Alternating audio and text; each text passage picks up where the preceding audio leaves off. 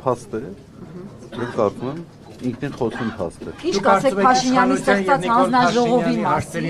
որի կազմում պետք է ընդգրկվեն մարդիկ, որոնք գոնե մեկ անգամ Աստվածաշունչ են կարդացել, հավատում են Աստծուն, այդ չափանիշների տեղյակ են, աղոթում են ամեն Դժվարանում եմ որևէ մեկնաբանություն անել, կարծում եմ մեկնաբանությունները ինքներդ էլ հետևությունները Եկեղեցու ներսում կան բարձրաստիճան, եկեղեցու ներսում կան բարձրաստիճան սրբազաններ, ովքեր վեհապարին դեմ են։ Օրինակ Վազգեն Միրզախանյանի մասին է։ Իհարկե ոչ։ Վազգեն Միրզախանյանը միանշանակ ընդունում է կաթողիկոսին։ Իհարկե։ Մասնակցել է վերջին հոգևոր խորհրդի նիստին։ Դրանով ենք մենք պայմանավորում ընդունում թե ոչ։ Նիկոլ Փաշինյանի կողմից բացառում եք, որ հոգևորականներից կմասնակցեն Փաշինյանի հանձնաժողովին։ Ես ձեզ ասեմ, մենք ինքներս բազմաթիվ հարցեր ունենք եւ այդ հարցերը պատասխաններ չեն ստացել։ Ասում է անհերքելի փաստեր ունի, որ վեհապարը զավակ ունի։ Մենք հիմա դուք եք տրվում այդ հարցադրումը։ Ես հարցնում եմ իրար։ Մի հարցրեք, ուրեմն ես խնդրում եմ այն հարցադրումները, որոնք որ դուք խելամիտ չեք համարում, այդ հարցադրումները մի տարածեք։ Աննա Հակոբյանը խոսում է մանկապիղծ հոգևորականների մասին։ Այդ հարցերին բազմաթիվ անգամներ արձագանքներ եղել են։ Դա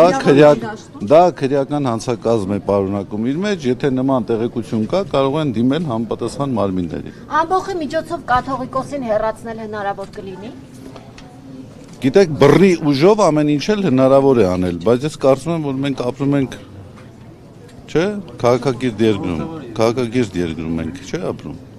Բայց վերջին շրջանական պատգամավորները ասում են բոլոր սցենարները ընդունելի են ըստ էության։ հատկապես քաղաքացիական բախումներ։ Գիտեք, մարդիկ լինում են իմ կարծիքով 3 տեսակ։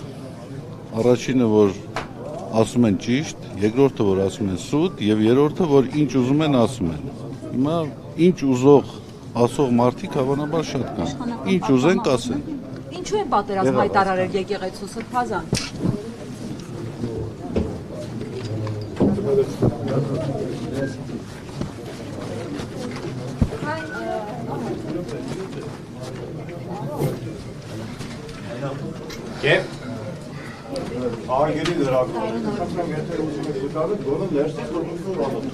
Մեդիահաբի հարգելի հետևորդներ, նշենք, որ